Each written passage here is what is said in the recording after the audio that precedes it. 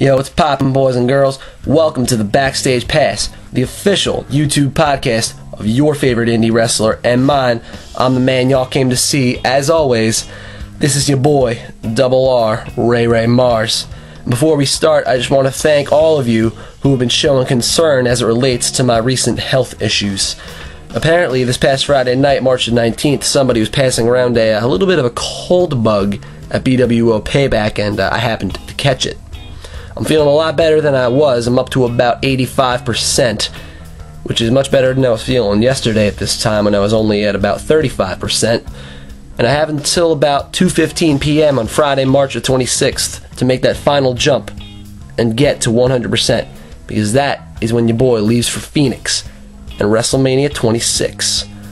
And you can definitely be sure that during the time I spend in Phoenix, you will be seeing the first ever Backstage Pass to be emanated from the west coast of the United States.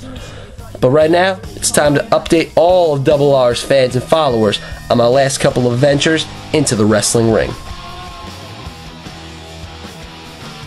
For those of you who watched the last edition of the Backstage Pass, remember that little message that I sent to Corey Havoc and the rest of the NWS community? Well, somebody in high standing up there must have gotten offended by what your boy had to say, because a couple days later they stick me into this gem of a match against my old buddy TNT, the same TNT who needed 3 other guys to beat me back in January at the Bricktown Elks Lodge, even though he's got about 70 pounds and 2 inches on me. Great job. But anyway, this match had no official winner, being that TNT snapped at the end of it and attacked the referee. And really, who could blame TNT for snapping, being that Double R Marz and his partner, the White Urkel, be firm? Don't ask, I have no answers. We basically embarrassed TNT, and we had the upper hand on him for most of the contest. You don't believe me? Check out nwswrestling.com, go to Photomark Photography, and check out the pictures from that show.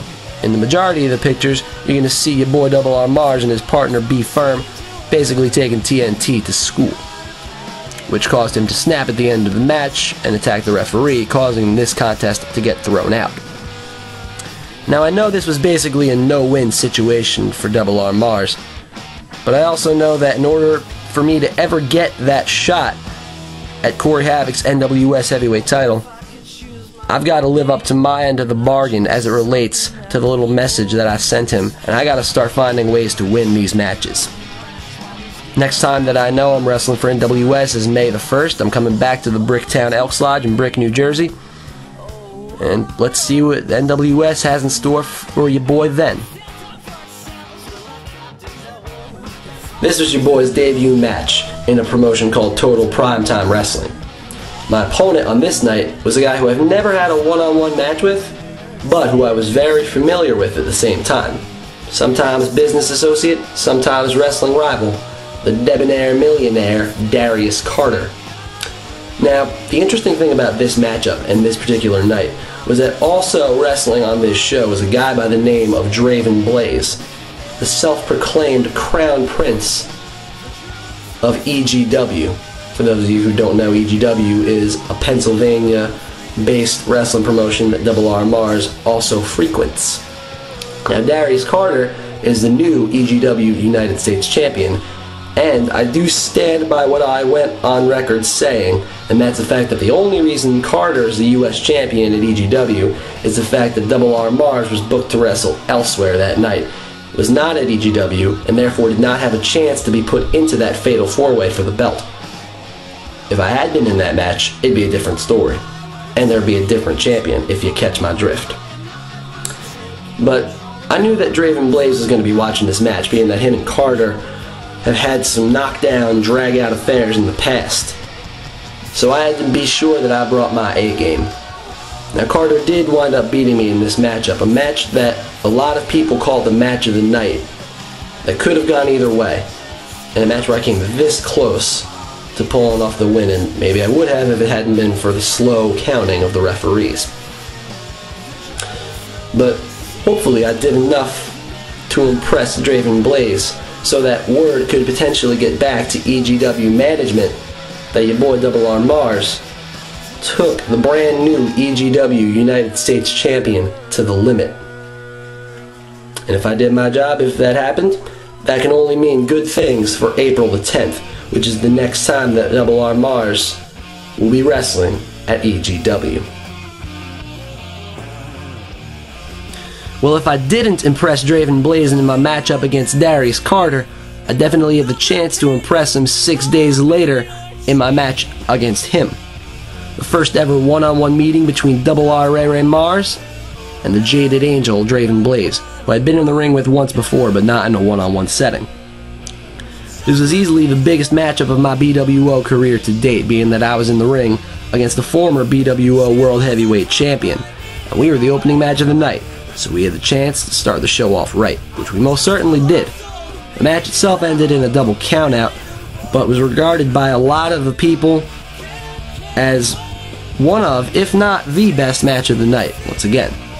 I even had a fan come up to me later on and tell me that if it was a WWE match, he would have paid to see it.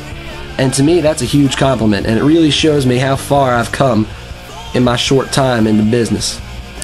Now, Draven Blaze has gone on record saying that he didn't go all in that matchup.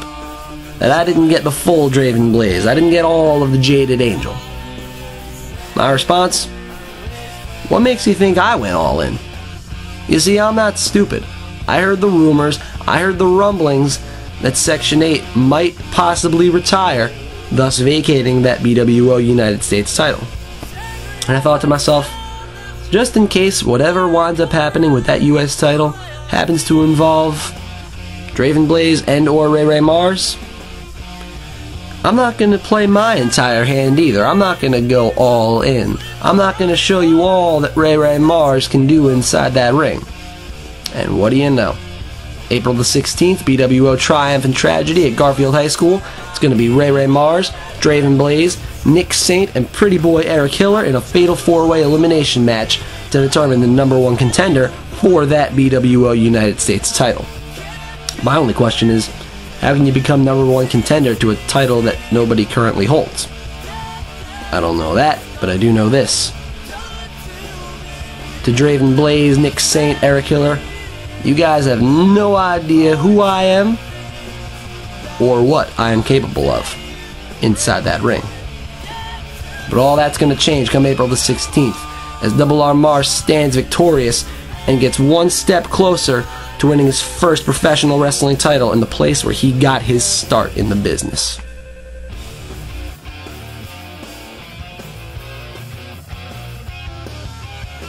Two referees in the match. Somehow neither of them saw that my tag team partner Little Nicky got illegally choked out, eliminating Double R Marz and Little Nicky from this contest.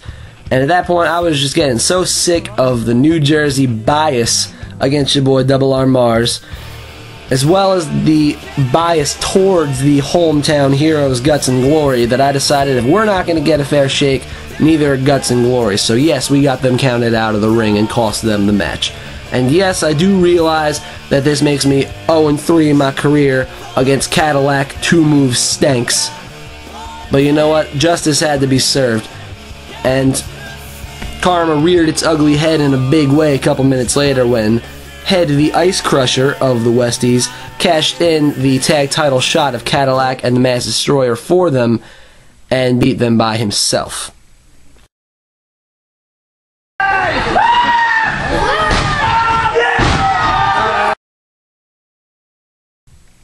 That's all I got for you in this edition of the Backstage Pass. Y'all keep watching. Your boy Double R Marz will keep on delivering the hits. Believe that.